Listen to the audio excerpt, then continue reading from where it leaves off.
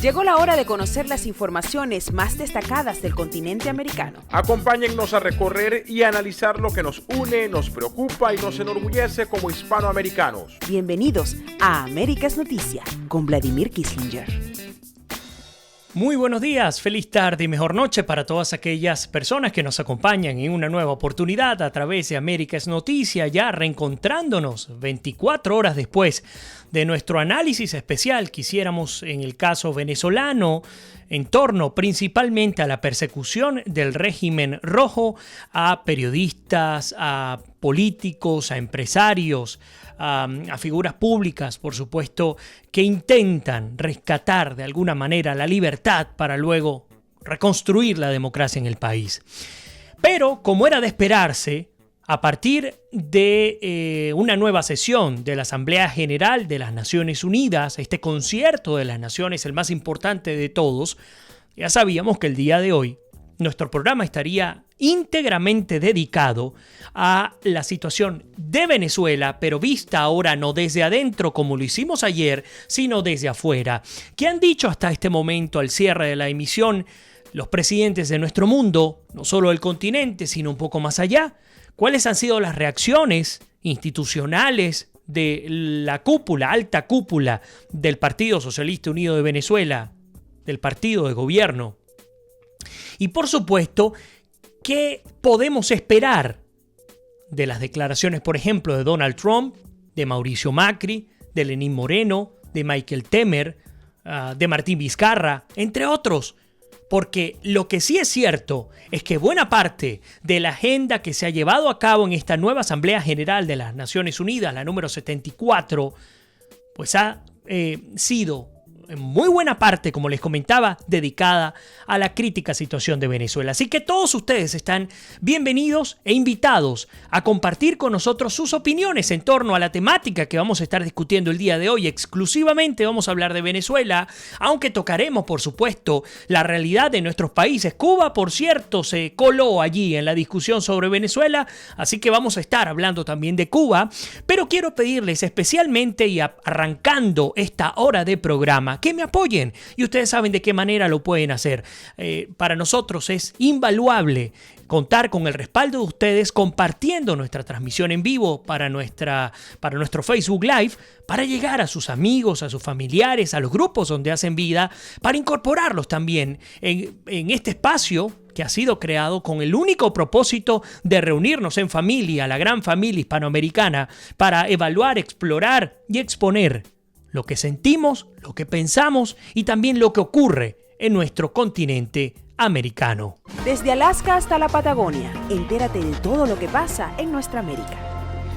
Bien, pues le doy la bienvenida a todos los que nos acompañan por allí. José Silva Ramírez, que es el primero que leo, me da una gran noticia y dice: la señal al 110%. Qué bueno que hoy esté llegando de manera estable la señal. A finales de la semana pasada fue horrible la transmisión, tuvimos muchísimos problemas. Veo que Robertina Cabeza, Atahualpa Guillén también con nosotros, Mónica Salazar, Emerson Tafur de CNC Florida Central. Un abrazo especial a nuestra audiencia que nos está viendo a través de CNC. Elena Madán también, Mario está por ahí, Zabninki está con nosotros, Maru Salazar, Elías Prato también dice: vamos a ver si el internet nos permite seguir tu programa hoy desde Mérida, en Venezuela. Un abrazo para ti, Elías. Beatriz Wasserman también con nosotros.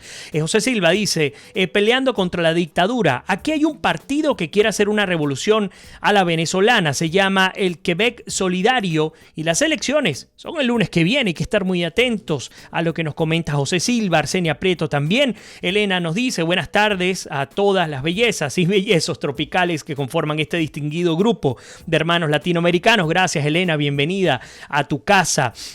Por ahí nos dice Elena, hablándonos del look que traemos hoy al programa. Gracias por el comentario. También Manuel Requena nos dice: excelente la señal, qué bueno que les está llegando la señal de muy buena manera. Alejandro Avendaño también con nosotros. A ver, vamos a comenzar, vamos a ver cómo establecemos la discusión del día de hoy. Es demasiado, así que vamos a establecerlo de esta manera.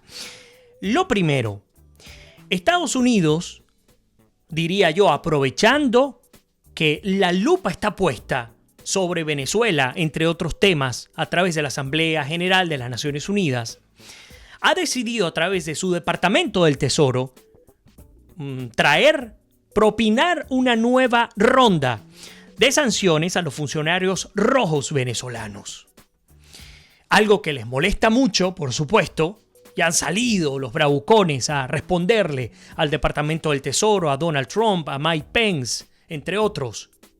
Pero la verdad, al pueblo venezolano, que ha sido víctima de esta dictadura, víctima de la corrupción, del nepotismo y de las injusticias que han instaurado durante casi 20 años, es un aire fresco.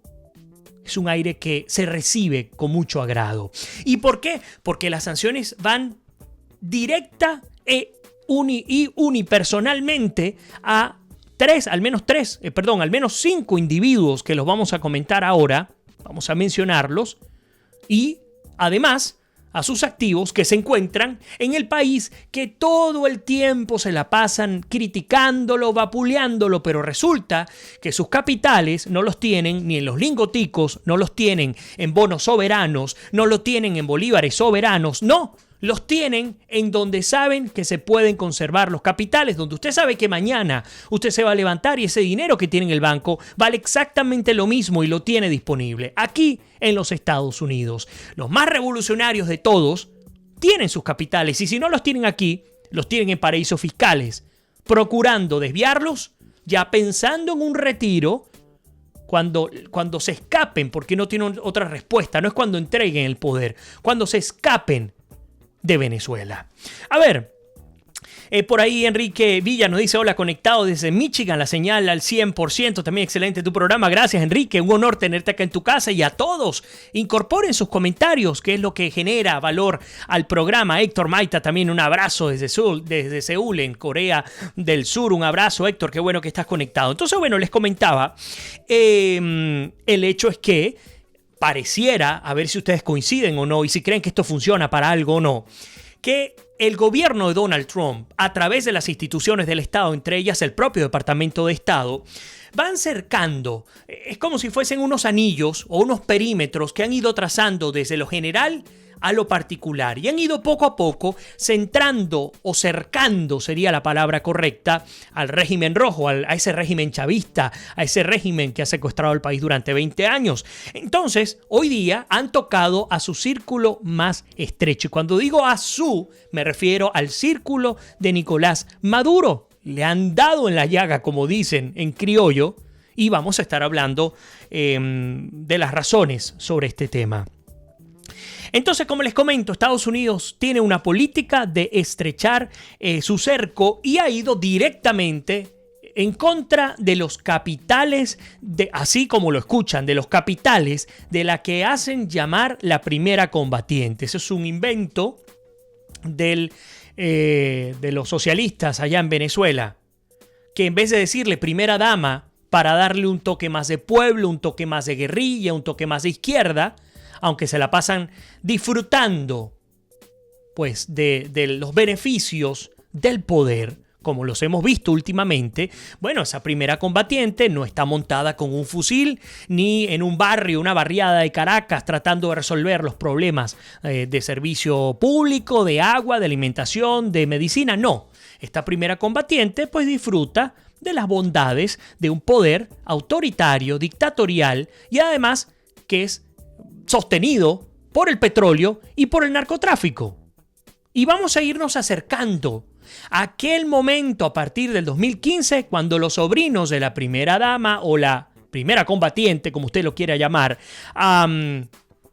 pues cayeron en manos de la DEA y tienen ya hoy día una condena por 18 años de cárcel por tratar de importar cocaína a los Estados Unidos. Están acá muy cerca, en el estado de la Florida. Entonces, el gobierno de Donald Trump ha decidido incluir en la lista, penalizar el Departamento del Tesoro a Cilia Flores, a un testaferro que no mencionan de manera directa de Diosdado Cabello, que incluye, por cierto, la confiscación, porque además hay que entender esto, ellos tratan de hacer de estas sanciones algo risible. Ustedes escuchan las declaraciones de estos individuos en el Sistema Nacional de Medios Públicos y tratan de hacer entender que esto no tiene ningún sentido, que es una payasada porque ellos no tienen bienes acá. Pues no, eso es totalmente falso. Esta gente tiene no solamente dinero, inversiones que ustedes no se pueden imaginar dentro de los Estados Unidos. Entonces, a uno de estos testaferros de Diosdado Cabello, entre otros, se le confiscó un jet privado por un valor de $20 millones. Aparte de Sila Flores, este testaferro de Diosdado Cabello. Por supuesto, dentro de estas sanciones han incluido a Vladimir Padrino López, el ministro de la Defensa venezolano, como era de esperarse. Ha sido, digamos, la orientación va a torpedear los capitales de las élites del poder que hacen que se mantenga la dictadura venezolana en este status quo de profundo daño al pueblo venezolano, pero con la condición de mantenerse en el poder. Entonces ataca el gobierno de Estados Unidos, sanciona a Cilia Flores, sanciona el testaferro de Diosdado Cabello, ya Diosdado Cabello tiene rato sancionado, sanciona a Vladimir Padrino López y también a estos hermanos que qué profundo daño le han propinado también al país. Hablando, por supuesto, de Jorge y de Delcy Rodríguez. También han sido sancionados. Esto implica que no pueden entrar a los Estados Unidos, que ningún ciudadano norteamericano, ninguna empresa norteamericana pueda hacer negocios con ninguno de estos individuos. Se les congelan todos los bienes, muebles e inmuebles que tengan dentro del territorio de Estados Unidos. E insisto, es una respuesta clara si la acompañamos con las declaraciones de Donald Trump de este día martes en la Asamblea General de las Naciones Unidas, que vamos a estar hablando sobre este tema en solo minutos. Voy a incorporar algunos comentarios. Ivonne Aristigueta con nosotros, Mario Eugenio Hernández, también José Ramón Blanco, dice felicitaciones de Venezuela. Gracias, José Ramón, encantado de tenerte acá en tu casa. Por ahí Alejandro nos dice, qué alegría, ojalá durara aquí en Táchira 6 horas sin una gota de agua, de gasolina, de internet, o sea, nada de nada y todo empeorando. Y de paso, he estado muy quebrantado de la salud y peor con hambre.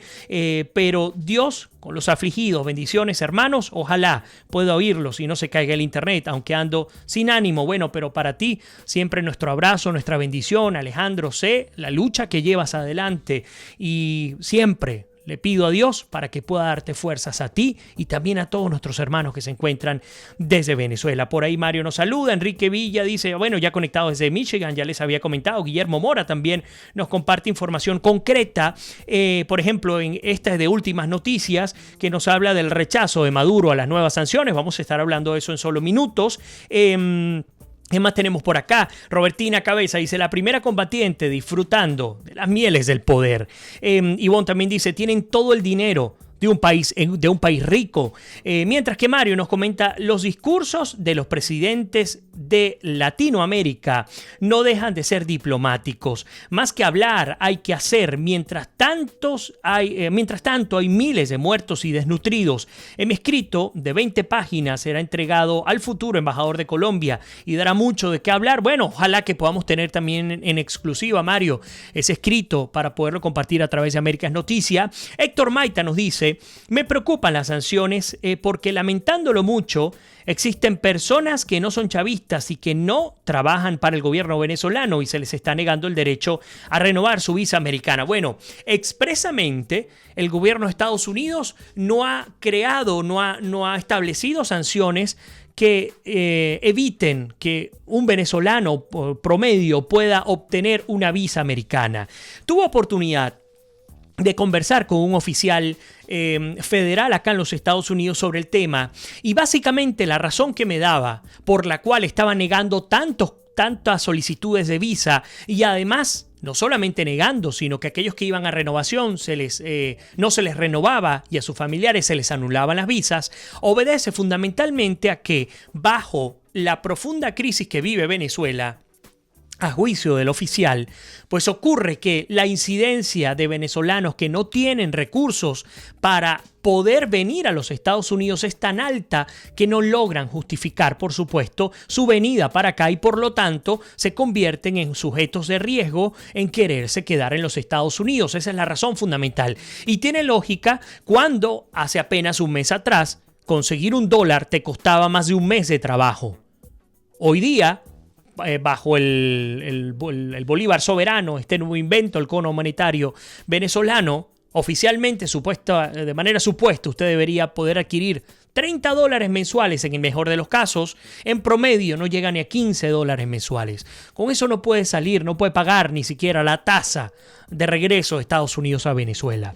Entonces es complejo porque aunque no es una sanción, implícitamente se convierte en una sanción, porque no le permite a los venezolanos que quieran salir y regresar también, pues transitar y poder disfrutar, en el caso de que quieran salir por viaje de placer o cualquier otro motivo, por ejemplo, de los Estados Unidos, entre otros países, no solamente Estados Unidos, entender que Canadá y otros países, incluyendo América Latina, incluyendo Cuba, nos exigen a los venezolanos visas para poder ingresar.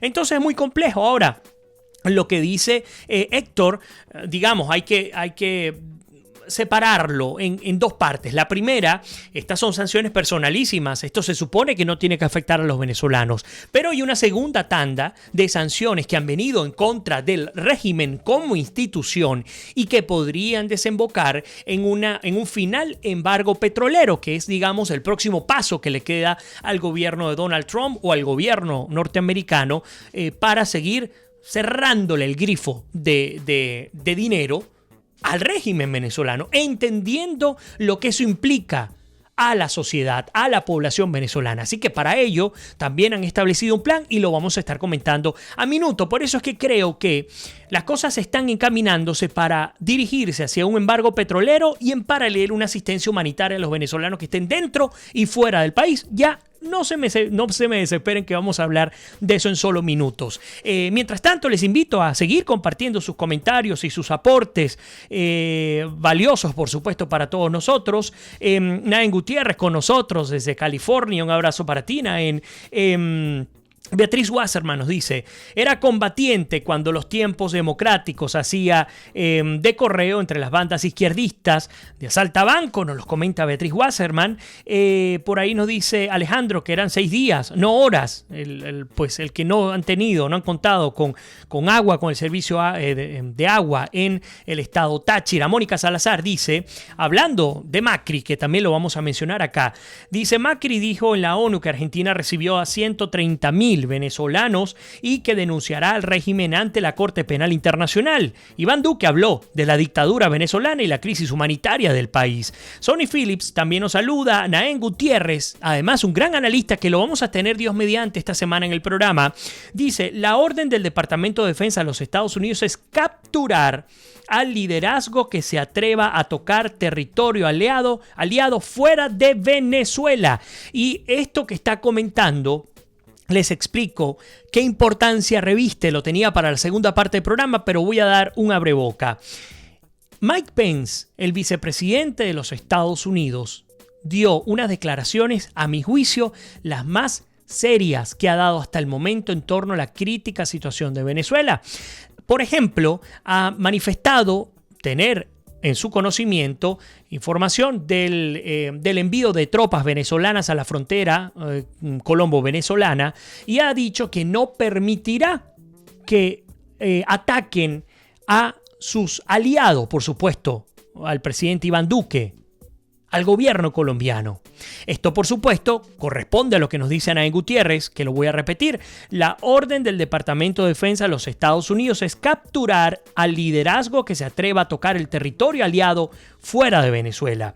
Albania Alba Montilva dice que caiga toda esa plaga y lo mejor es que les vayan cerrando el grifo de todo lo que se han robado del pueblo venezolano. Por ahí también Guillermo nos completa con una nota del Nacional sobre los millones de dólares que va a entregar Estados Unidos y que ya ha venido entregando Estados Unidos para, digamos, de alguna manera apoyar al pueblo venezolano que tan mal la está pasando. Pero bueno, continúo.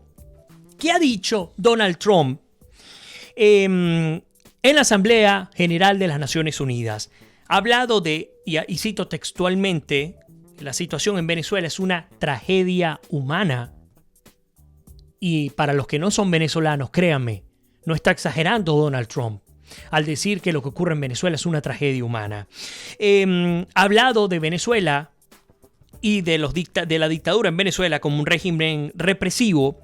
Además hizo una llamada para la restauración de la democracia en Venezuela. Cada vez los mensajes, particularmente del gobierno de Estados Unidos, son más cortantes, son más directos, sin mucha diplomacia de por medio. No llegan a ser como los de Luis Almagro, pero cada vez se acercan más a enfrentar con todos los puntos sobre las IES a la dictadura venezolana. Fíjense que, justamente hablando del Departamento del Tesoro, el secretario del Tesoro, él se llama Stephen Mnuchin, ha dicho que, y cito textualmente, me pareció interesante traerlo para ustedes: Maduro depende de sus círculos cercanos para mantener el poder, mientras su régimen saquea lo que queda de la riqueza de Venezuela. Es una gran verdad, sí, la conocemos, pero vale la pena traerla a todos ustedes. Insisto, esto lo ha dicho el secretario del Departamento del Tesoro de los Estados Unidos. Maduro depende de sus círculos cercanos para mantener el poder, mientras su régimen saquea lo que queda de la riqueza en Venezuela. Esto, para ir calentando motores, ya nos toca hacer nuestra primera pausa, pero no quiero que se vayan. Les voy a invitar a aquellos que se están incorporando en este momento que nos apoyen compartiendo el programa, pero, en segundo lugar, que comiencen a incorporar sus comentarios, sus aportes en torno a la temática que estamos discutiendo, que al abrir el próximo bloque, después de este corte musical, vamos a leer todos los comentarios que tengamos acá en nuestro monitor, pero también tenemos que hablar de Rusia, porque Rusia le ha salido el paso a Estados Unidos. También volveremos a hablar de Trump. Entre otras, hablaremos de Lenín Moreno, el presidente del Ecuador, que también ha hablado sobre Venezuela, la respuesta de Maduro, que ha entrado en cólera a partir de las sanciones, también de Michael Temer. En su última aparición en la Asamblea General de las Naciones Unidas, habló de Venezuela, Martín Vizcarra y también de Mauricio Macri. Así que no se vayan, no se retiren, apóyennos compartiendo el programa e incorporando sus comentarios. Todos los leemos acá, siempre que estén, por supuesto, en el ámbito del respeto. Son bienvenidos a incorporarse a esta gran familia Américas Noticias, que ya pasó los 3 años al aire. Así que no se vayan, que ya regresamos con muchísimo más de nuestra misión número 754.